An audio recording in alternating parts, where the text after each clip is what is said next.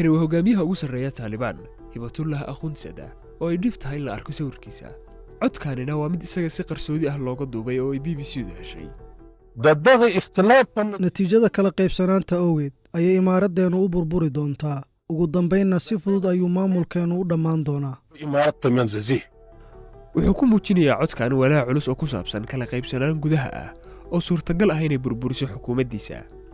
codkan ayaa bilow u noqday baaritaan socday muddo 1 sano ah oo ay BBC-du samaysay, kaasoo xaqiijiyay in hoggaanka sare ee Taliban ay ka jiraan 2 garab oo kala duwan, kana leh aragtiyo aad u kala fog oo ku saabsan mustaqbalka Afghanistan.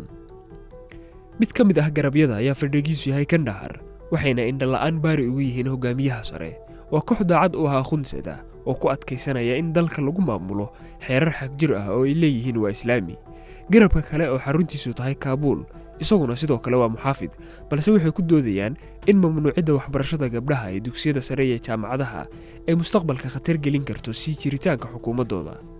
muddo 10 sano ah awoodda ugu weyn ee kooxdu ku taagan tahay ayaa ahayd midnimadeeda oo ku dhisneed raacidda hal hogaamiye oo aanan la su'aal gelin abid.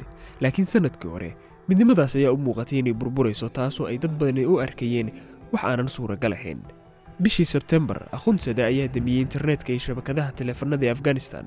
BBC-da ayaa ogaatay in 3 maalmood kadib garabka Kaabul uu ka laabtay go'aankaas, isla markaana dib u shiday internetka.